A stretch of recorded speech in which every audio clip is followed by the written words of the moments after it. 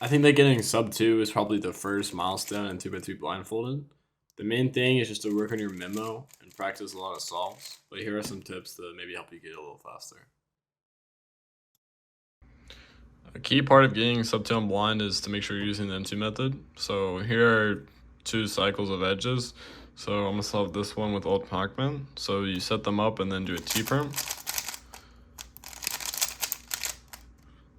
But then with M2, you just set them up and do an M2. M2, and set up. As you can see, it's a lot less moves, so just try and learn M2. A quick important thing is that you should memorize corners and edges and then execute edges and corners. C, E, E, C should be your order, so this just makes it a lot easier because you don't have to remember edges as long, which is kind of like the larger chunk of memo. When we memo in blind, we get letter pairs which we need to turn into words, and a large part of the memo is just figuring out what words to assign to letter pairs. But it's gonna be pretty difficult because sometimes you can get some pretty weird letter pairs, and it's pretty hard to find some words for them. So that's why my next tip is to create a spreadsheet where you can have all your letter pairs, so that way you don't need to think about it at all. The best way to do this is to go to Google Sheets and create a spreadsheet with rows and columns of all the letters, and then just slowly start filling them out. There are also websites which have lists of words for every single letter pair.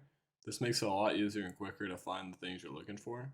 I also docked both of the tabs to the sides of my screen to make the process a little bit faster, but it's still just going to take a while. My next tip for memo is to know like the locations of the letters on your lettering scheme really well. So that way you can just immediately look here and be like, if this is T, you don't have to go here and go Q, R, S, T. You don't have to do any counting or anything. And this will just speed up your solves a lot. So you just look T and then go here and just immediately know it's P. This will just make it a lot easier. So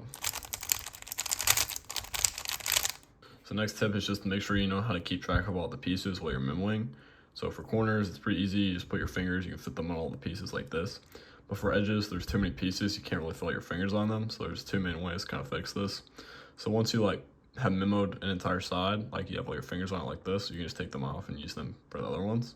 Another way is just to not keep track of the ones on the M slice like this. So you're memoing everything and you just have your fingers on the sides and not on the M slice.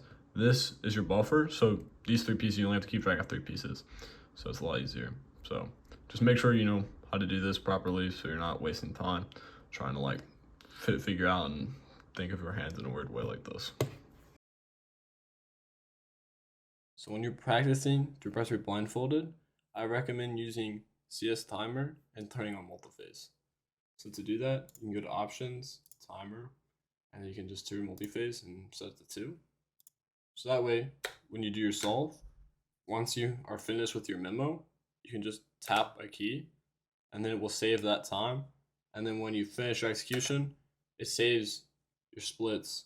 So that way you can keep track of how long your memo and your execution is. My final tip is when you DNF to maybe redo the scramble and just see what you messed up on. Because most of the time, you usually can see like, oh, I actually traced this or I used the wrong pair and you can maybe learn from it.